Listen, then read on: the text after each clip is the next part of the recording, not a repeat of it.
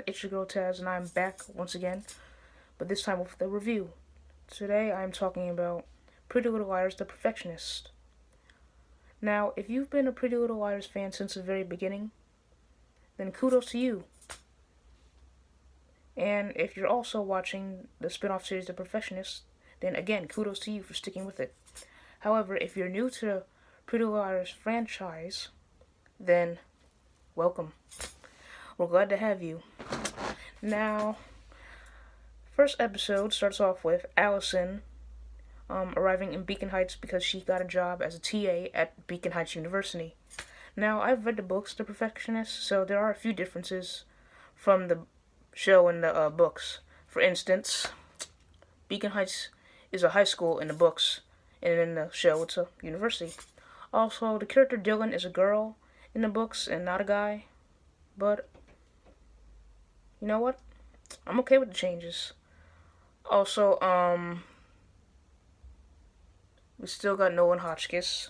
He's pretty much the male version of Allison because Allison was like a mean girl in Pretty Little Liars. Well, now she's reformed, and she kind of wants to take the new liars or perfectionists under her wing and help them out.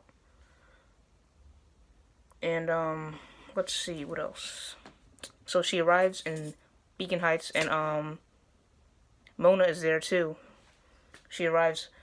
But last we saw of Mona, she was in France, and she had kept Mary Drake and Alex Drake, basically Spencer's evil twin, locked up somewhere in like a dollhouse. But Mona revealed that, I think she revealed that they've escaped. So anyway, Mona is also at Beacon Heights University as she's working there too. So she kind of recruited Allison, basically. Though Allison didn't know it was Mona till she got there. And then Mona was like, well, if you known it was me, would you have come? And Allison's like, no. Anyway, so first episode, we have the new main characters. Well, there's Nolan, there's Ava, Caitlin, and Dylan. Nolan is, like I said, basically what you call a male version of Allison. He's not a nice guy. He uses people. He's been blackmailing people, manipulating them. And basically, he's an overall douchebag. Anyway, he's been blackmailing Dylan to do his and Ava's schoolwork because he's dating Ava behind his mom's back, but he's dating Caitlin in public. And let me just say that so far my new favorite character is Ava. Bless her heart. Like, she's just so pure and has the best sense of style. And the actress playing her, Sophia Carson, she's one of my favorites. Now, if you don't know Sophia Carson, you should definitely check her out in Descendants, Disney Descendants. It's amazing. And so what happened in the episode, at the end of the episode, well, Ava, Dylan, and Caitlin decided to meet up because they were fed up with how Nolan has been treating them. And they were all joking about killing him. And then later on in the episode, at the end of the episode, Nolan winds up dead in the exact same way that they described killing him. Now, who do you guys think it is? Do you think it was his sister, Taylor Hotchkiss? Do you think it was his mom? Could it have been Jeremy, Caitlin's boyfriend? I mean, he has a motive when you think about it. He's blackmailing his girlfriend, Caitlin, who is dating Nolan. But Nolan's dating Caitlin because it's who his mom approves of, and he's blackmailing Caitlin to keep dating him because otherwise he'll reveal that Caitlin's mom is cheating on her wife with a man, which could ruin her political campaign. So Caitlin keeps dating Nolan to keep Nolan quiet. And as for what he has on Dylan that they hooked up. I believe, if I'm wrong, correct me. Dylan's dating I think his name was. Somebody tell me his name in the comments because I forgot. Anyway, so yeah, that's why he keeps having Dylan write their papers. Now, I gotta be honest, I'm not really bothered by the fact that Nolan's dead. You know, not that he deserved to die, but I'm not surprised he ended up that way, seeing as he's made a lot of enemies.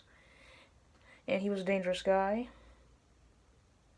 That's all I have to say about episode 1. I mean, I have so many theories on who could have killed him. In episode 2, in the beginning we see Ava crying over Nolan's death. And Caitlin and Dylan try to convince her that they should stick together, and then I think she's suspicious of them at first because she brought up that he died in the exact same way that they described killing him, jokingly. Nolan was basically probably pushed off the building of the school, and he landed on the spikes at the bottom, which were on top of the fence, which were coming from the fence. He was impaled on those,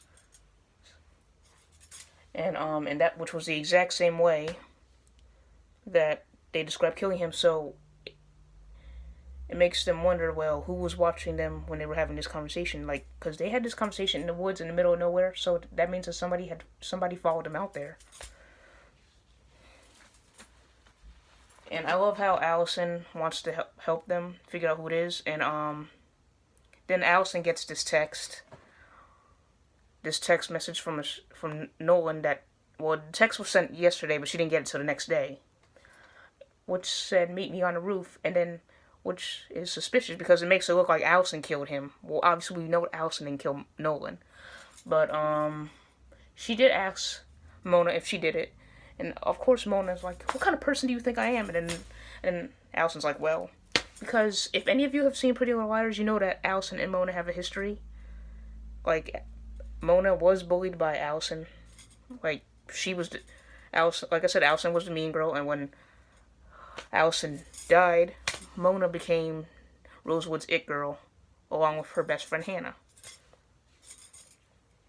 So, Mona, sorry if I'm giving a little backstory, but I feel like the new fans should know.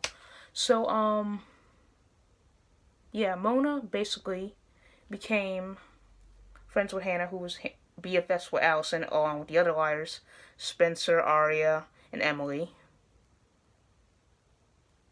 You know? Because she, oh yeah, so Mona basically became, like I said, sorry if I'm rambling a lot, this is my first review, so bear with me, folks. So Mona became friends with Hannah, and they basically became the popular girls in school. And this was like after, Allison's death, supposed death, because Mona helped Allison fake her death. But Mona had her own motives for doing that, which is revealed if you ever go back and watch the Pretty Little Liars series. I don't want to spoil anything else than I probably already have. I probably said too much already. So anyway, back to episode 2 of The Perfectionists. I really like how Ava, Dylan, and Caitlin are slowly becoming friends, because the only reason, because originally they were fake friends because of Nolan, and now that Nolan's dead, they don't have a reason not to be friends anymore, so they have to kind of rely on each other and support each other and be there for each other through all this, which I think is great, and I love their friendship, their dynamic. It's amazing. Also, I really loved how at the end of the episode, Detective Dana, what's her name, takes the 3 of them out of class because she wants to question them about, because I think she suspects that they had something to do with Nolan's murder, even though they didn't. But when you think about it, Detective Dana kind of reminds you of Detective Wilden a lot. Like, she's bordering on unprofessionalism in a way, and Allison comes right out to say that, hey, these 3 were with me the entire night. So I really love how Allison is taking them under her wing, because when you think about it, Allison's already been through this, you guys. So she knows exactly what to say and what to say and what not to say. These guys, when you think about it, they're amateurs, though I do love them to death. Ava, Caitlin, and Dylan already have my heart. Like, they're the absolute best. So I love how as soon as Detective Dana walks away, she's like, "Bring it on, bitch." Allison. Now, I wasn't really too fond of Allison in the Pretty Little Liars series, but now I absolutely love her. And I know Emerson fans are really thrilled at the fact that her and Emily broke up, but give the show a chance, you guys. Marlene King will not fail you. So yeah, I really love how she's being protective over them because Allison knows what it's like. She's been through it all with A. Okay, in episode 3, we meet Nolan's friend Mason at the funeral. And at the funeral, he seemed all sympathetic that and sad that his friend was gone, but wanted to sit in Nolan's seat in class, which pissed off Ava, which had every right to, in my opinion, because yeah, even Nolan was a crappy boyfriend. She did love him, and I think it was really a rotten thing for him to do to Ava in the class. He said, "Hey, the seat is up for grabs," right? Basically, he doesn't. It's like he doesn't even care that Nolan is dead, which of course, like I said, pissed off Ava, and then Ava left class right after Dylan tried to restrain her, and then Mason had the nerve to say to Allison later, "Hey, so do you think I should report Ava for her behavior?" Like, dude, it was your fault. Like, come on. Show some respect for the dead. Your friend just died, and now it's like you don't even care. But who knows? Who knows? And I think that's one of the reasons why people think Mason killed Nolan. Also, when Ava, Dylan, and Caitlin went to the cabin to see if there was any clues as to who killed Nolan, because whoever did kill Nolan is trying to make it look like they did. So they go to the cabin to find some clues, and Dylan finds a gum wrapper, which he keeps himself because Allison shows up later, and he doesn't show it to her, so he tells him, "Hey, we didn't find anything." But later on in the episode, when they're driving back to, I guess, the university, they find a dead rat in Ava's car with a note, which is very much like something A would do, though we know it isn't A because there's no A in this series, but it's somebody that's basically like A and has the same behavior as A and is trying to frame them, make them look miserable, make them be miserable. Basically somebody who wants to pin it on them to take the heat off themselves. Though part of me thinks it's Mason, but part of me doesn't think it is because I feel like that would be too obvious. But yeah, I really like the friendship in this episode, like how they're really becoming friends without Nolan being over their shoulder. Like, because they need each other, you know? Like, nobody's gonna solve this mystery for them because somebody is really trying to make them look bad, and they don't deserve this. Especially Ava, who's my favorite, bless her soul. Alright, that was my review. What did you guys think? Leave your comments in the comment section down below. I will see you next time. Hit like, share, and subscribe. Ciao, until next time. Bye.